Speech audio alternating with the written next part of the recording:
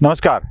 मध्यंतरी ग्रामपंचायत निवडणुका चालू असताना त्या संबंधीची चर्चा म्हणजे निकालाबाबतची चर्चा मला TV9वर करायची होती आणि मी त्यावेळी दिल्लीत होतो आणि म्हणून मग ग्रामपंचायतीच्या निवडणुकांची चर्चा देशाच्या राजधानीतून केलेली होती.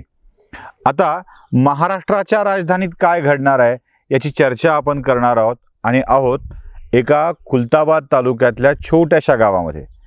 आपल्यासोबत शेती विषयावर जे चर्चा करतात उदय देवळानकर, त्यांच्या शेतामध्ये आपण आत्ता आहोत. तोच सगळा माहोल आपल्याला दिसतोय आणि त्या मुंबईतल्या म्हणजे राज्याच्या राजधानीतल्या घटनांची चर्चा आपण आत्ता करणार आहोत.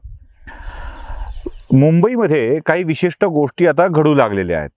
आता सगळ्यांच्या समोर प्रश्न आहेत की सरकारचं काय होणार. सरकारची मंडळी सरकार टिकणारच असा दावा करतायत, तर सरकार विरोधातली मंडळी सरकार पडणारच असं खात्रीपूर्वक सांगतायत. काय होणार आहे खरंच सरकारसोबत असा प्रश्न सामान्य माणसाला पडलेला असतो. बहुतेक राजकीय विश्लेषक अगदी माझ्या सगळे ह्या सगळ्या विषयाला मांडताना या सरकारचं अस्तित्व अल्पकाळ आहे असंही म्हणत असतात. हा बघता बघता अल्पकाळ 1.5 वर्षाच्याही पुढे सरकलेला आहे आणि सरकार आता लवकरच आपली 2 वर्ष पूर्ण करेल. जेव्हा ही स्थिती असते सरकार काय होणार याची, तेव्हा ते पडणार का आणि टिकणार का या दोन्ही गोष्टींची चर्चा झाली पाहिजे. सगळ्यात मोठी गोष्ट आहे की मी जो मुद्दा आपल्याला आता सांगणार आहे ही केवळ चर्चा नाही आहे, हवाई गप्पा नाही आहेत, तर जे काही आहे वस्तुस्थिती आहे ते सांगण्याचा प्रयत्न आहे. महाविकास आघाडीचं सरकार स्थापन झालं आणि त्यावेळेला काही गोष्टी नक्की ठरल्या होत्या. एक तर मुळात महाविकास आघाडी ही 3 अशा पक्षांची युती होती की ज्यांचं एकमेकात जुळणं शक्य नव्हतं. म्हणजे काँग्रेसचं राष्ट्रवादीसोबत ठीक होतं, पण शिवसेनेचं काँग्रेससोबत किंवा शिवसेनेचं राष्ट्रवादीसोबत सत्ता म्हणून जुळणार नाही अशी शक्यता वाटत होती. पण हे भाजपला दूर ठेवायचं या एका अजेंड्यावर एकत्र आले आणि मग यांची सत्ता स्थापन झाली असं आपल्याला माहीत आहे. पण केवळ भाजपला दूर ठेवायचं असा अजेंडा होता की आणखी काही होता हे देखील तपासलं पाहिजे. या सगळ्या सत्ता निर्मितीच्या म्हणजे सत्तेवर येण्याच्या प्रक्रियेमध्ये जी माणसं होती त्यामध्ये प्रामुख्याने जी नावं आपण घेतो त्यात संजय राऊत, त्यात दुसरं मोठं नाव म्हणजे शरदचंद्रजी पवार आणि तिसरं नाव म्हणजे काँग्रेसची मंडळी. या तिघांनी एकत्र येऊन सत्ताकारण ठरवलं आणि या सत्तेमध्ये आता सहभागी व्हायचं ठरवलं. तेव्हा आणखी काही गोष्टी नक्की केलेल्या होत्या. आता या कोणत्या गोष्टी होत्या, कुठल्या बाबी नक्की झाल्या हे देखील स्पष्ट व्हायला पाहिजे. उद्धव ठाकरे राज्याचे मुख्यमंत्री म्हणून शपथ घेतील हे फायनल होतं आणि त्यासोबत आणखी एक गोष्ट नक्की झाली होती की उद्धव ठाकरे राज्याच्या मुख्यमंत्रीपदावर 5 वर्ष नव्हे 2.5 वर्ष राहतील. पुढच्या 2.5 वर्षात कोण राहील, तर पुढचा 2.5 वर्षाचा कालावधी हा राष्ट्रवादी काँग्रेसला मिळेल. आणि एक गोष्ट नक्की आहे की यावेळी शरद पवारांनी आपलं मत पारड्यात टाकलं होतं सुप्रिया सुळेंच्या. म्हणजे 2.5 वर्ष उद्धव ठाकरे मुख्यमंत्री राहतील आणि 2.5 वर्ष सुप्रिया सुळे राज्याच्या मुख्यमंत्री होतील. पहिल्या महिला मुख्यमंत्री, पवारांच्या कन्या, असं सगळं ते गणित होतं.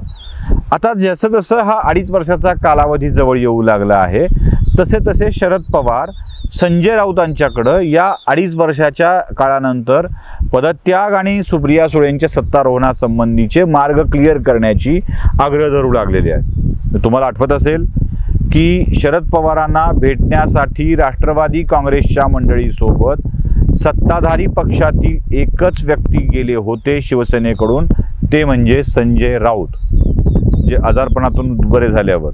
दुसरी एक घटना तुम्हाला आठवत असेल ज्याविषयी आपण चर्चा केली आहे ती गोष्ट म्हणजे सुप्रिया सुळे राजभवनात राज्यपालांची कर्टसी व्हिजिट घ्यायला गेल्या होत्या.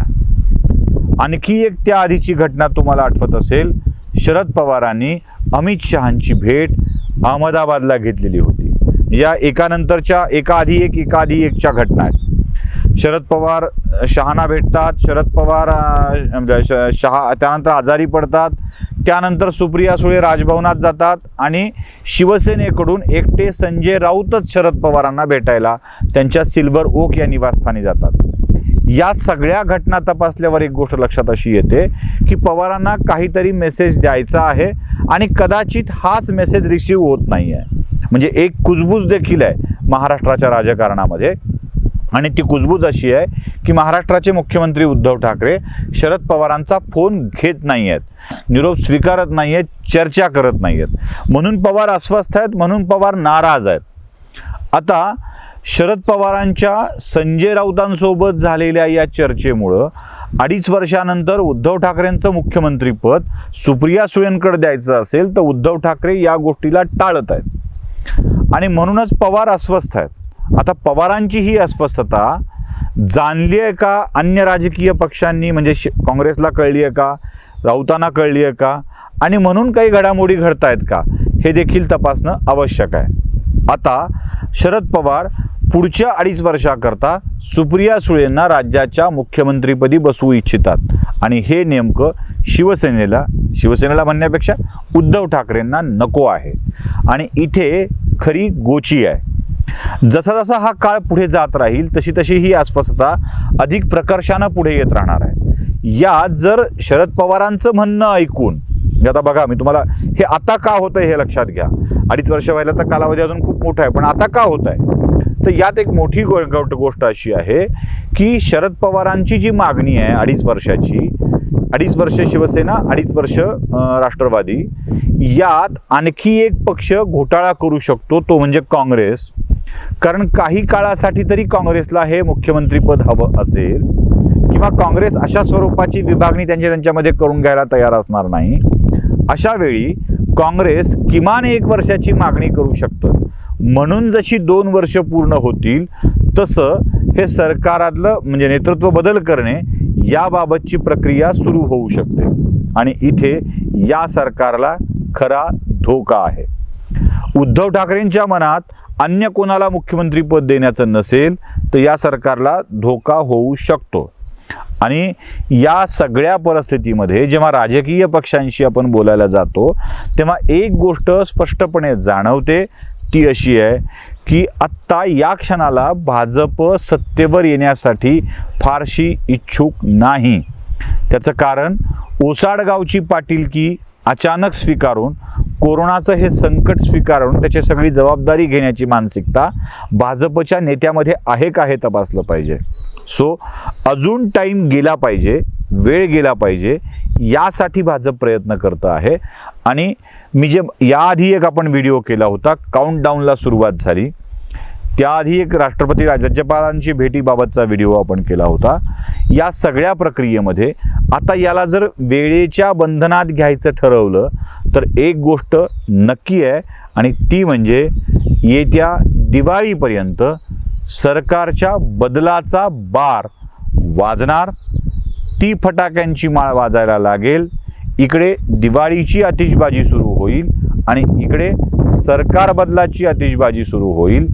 कारण 2.5 वर्षाचा फॉर्म्युला 2-1-2चा करताना जो त्रास होणार आहे किंवा 2.5 वर्षानंतर सत्तांतराचा जो त्रास होणार आहे, या सगळ्या त्रासामध्ये नवी गणितं मांडून नवा गडी नवा राजकारण राज्यामध्ये खूप सोपं होईल. त्यामुळं दिवाळीच्या आतिषबाजीसोबत आणखी काही आतिषबाजी तुम्हाला बघायला नक्की मिळतील. तोपर्यंत आपल्याला वाट पाहावी लागणार आहे. अॅनालायझरला लाईक, सबस्क्राईब करायला विसरू नका, फॉरवर्ड करायला विसरू नका, बेल आयकॉन दाबायला विसरू नका. नमस्कार.